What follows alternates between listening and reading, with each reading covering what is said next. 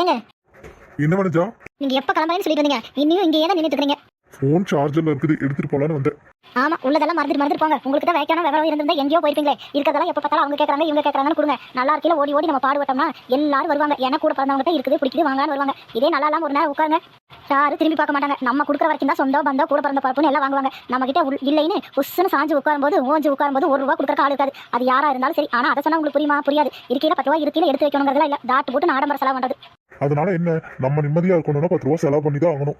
வயசு இருக்கையில கண்டிப்பா செலவு பண்ணணும். இதே பொண்டாட்டி பிள்ளைங்க எங்கேயாவது கூட்டி போக சொல்லுங்க. ஐயோ எனக்கு இன்னைக்கு அங்க வேலை இருக்குது இங்க வேலை இருக்குதுங்க. மத்த யாராவது சொந்த பந்தம் வந்து இருக்கட்டும், இன்னைக்கு லீவ் போட்டு அங்க போலாமா இங்க போலாமா, அவங்க என்னைக்காவது ஒரு நாள் தான் வராங்கன்னு சொல்லுவீங்க. எந்த ஆம்பளைங்களுமே பொண்டாட்டி பிள்ளைகளுக்கு நேரத்தை ஒதுக்கிறது இல்ல. இதே உங்க கூட பிறந்தவங்கள வரட்டும், அப்படி வாங்கிட்டு அதை வாங்கிட்டு வந்து செய்யுங்கிறது இதை வாங்கிட்டு வந்து செய்யுங்கிறது. நாளைக்கு நீங்க நல்லா இல்ல உங்ககிட்ட ₹10 இல்லைன்னா யாரும் வரமாட்டாங்க. கட்டினவளும் பெத்த பிள்ளைங்க தான் கூட இருப்பாங்க. இப்ப என்ன அவங்களுக்கெல்லாம் செய்யறேன்னு உனக்கு கோபம்? அவங்களுக்கெல்லாம் செய்யறங்கிறது கோபமெல்லாம் கிடையாது. செய்யுங்கன்னா நாங்களும் செய்வோம். அதே சமயம் பொண்டாட்டியும் பிள்ளையும் கொஞ்சம் பாருங்கன்னு சொல்றோம். எங்களை விட அவங்களுக்கு முக்கியத்துவம் கொடுக்காது ரெண்டாவது பட்சமா நாங்க நினைக்கிறோம்.